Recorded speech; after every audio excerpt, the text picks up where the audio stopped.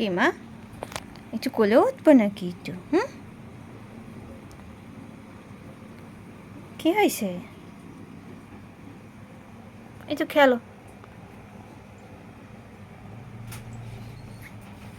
না।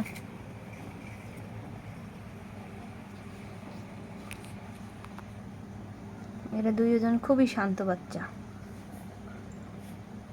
খালি একটু সুযোগ পেলে একে ঘরে শিশু করে দেয়।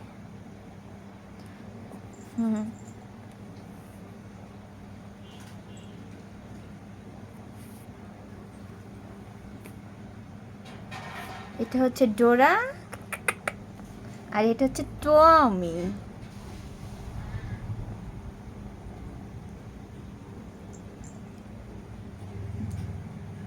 কি আদরের।